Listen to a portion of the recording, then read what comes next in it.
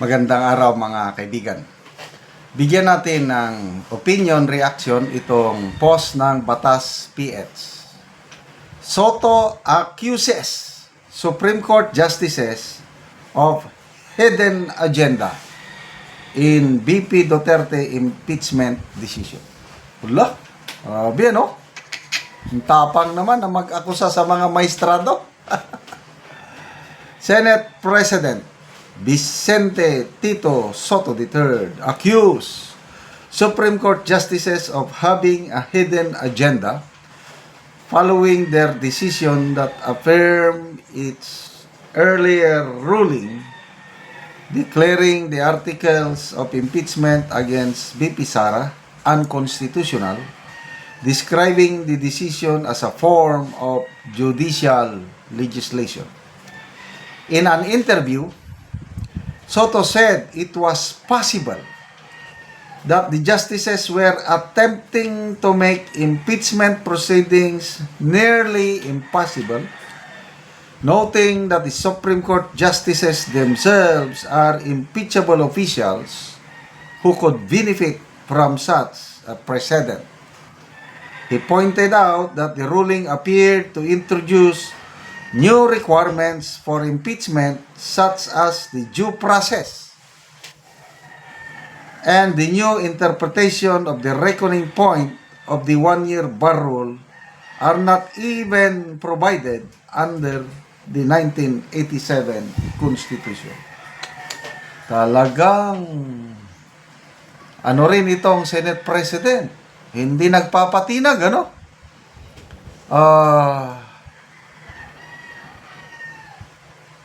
Halos di ako makapaniwala na may isang senador na hindi naman abogado na inaakusahan niya ang mga maestrado na may hidden agenda. Ano yung hidden agenda? Yung pagkakaintindi nang dahil sa desisyon ng Supreme Court sa impeachment ni BP Sara na final na ibasura, pinahirapan na ng gusto ng Supreme Court ang proseso sa impeachment para sila mga justices dahil impeachable makikinabang kasi sobrang hirap na eh. Ano yung mahirap doon? Ito, due process. Uy, he pointed out that the ruling appeared to introduce new requirements for impeachment such as due process. Hindi ba very basic yan? Kahit hindi impeachment, kahit sa ordinaryong example, yung ikaw, ako, inakusahan na sabihin na lang natin, basta nakabiolate ng, example, libel. Entitled ako ng due process. Ano yon? Yung informahan ako, ano yung specific na reklamo sa akin. Tapos, sasagutin ko yon. Saan? Doon sa piskalya. Ang piskalya, diringgin niya. Preliminary investigation ang tawag doon. Yung nagreklamo at ang inirereklamo, magharap sa opisina ng piskalya, yan, mag-submit ng, una, yung complaint affidavit. Ako, counter affidavit. Itong nagreklamo, mapornisan ng kopya ng aking counter affidavit, magre-reply siya based sa aking counter affidavit. Yung reply ng nagreklamo, magre-reply ulit ako. Ayan, 2 beses. Palitan ng reply o affidavit, counter affidavit. 2 beses yan. Tapos, yung piskalya, titimbangin niya na itong sinasabi ng nagreklamo at ang sinasabi ko na inirereklamo, titimbangin niya na magde-decide na ang piskalya kung may probable cause. Kung may probable cause, ayan, iakyat niya na sa korte at doon na magtra-trial na. Ganon yun. Yun ang due process. So, kung ordinaryong tao lang ma-afford ng mabigyan ng due process, bakit hindi pwedeng i-afford yung due process na yan sa isang impeachable official? Di ba? Very basic yan yung due process. Anong gusto ninyo? Walang due process para kay BP Sara? Hindi ko maintindihan.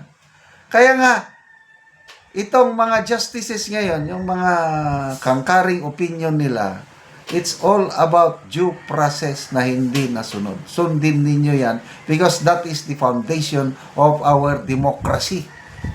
Very clear. Ayan ang ayaw ni Senator Soto. Pinapakialaman nyo na kami. Hindi pwede yan. May kapangyarihan din kami. Binabago nyo ng konstitusyon. Kaya baguhan na rin namin. Ganon. Kaya umuugong na ngayon usap-usapan na magkakaroon ng charter change. Sinimulan yan ni Senator Soto at maraming mga kongresista na ngayon na pumapabor na magkaroon ng charter change. O sana naman, yung charter change nila, wala ring agenda. Sana naman kung magta-charter change, ang i-charter change nila yung tungkol lang sa impeachment. Paano kung, ito, pangamba ko lang paano kung babalik yung charter change panahon ni Romualdez na ang purpose is para gawin siyang prime minister? Paano kung ang charter change ngayon is para baguhin na naman ang form of government natin, magagawin parliamentary para makapag-prime minister sila. Kasi kung yung usual lang democratic form of government o Republican magkaka-eleksyon sa 2028, hindi nila tatalunin si BP Sara. Okay? So, good luck, Senator Soto, sa iyong prinsipyo. Pinaglalaban daw niya, prinsipyo niya. Salamat mga kaibigan sa inyong pagsubaybay sa ating channel. Nakakatulong kayo ng malaki sa tribong Talandig ng Bukidnon dahil ang income natin sa channel na ito is pantulong po sa tribo. Namimigay tayo ng libreng yero at pako sa kanila para makapagpatayo sila ng mas maayos na tirahan. Panoorin nyo ang video na ito. Tango na gyud ni kuya ang iyang atop nga trapal lang. Tagaan na siya og yero.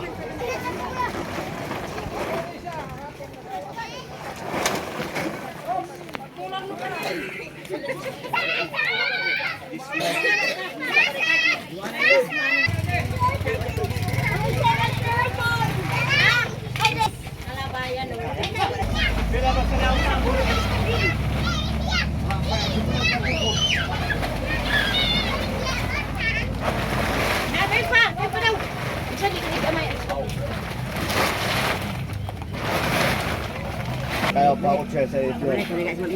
Teka guys.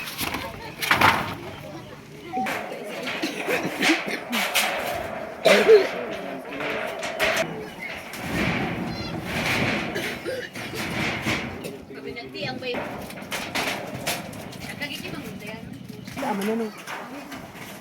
Lalim sa diente lalim.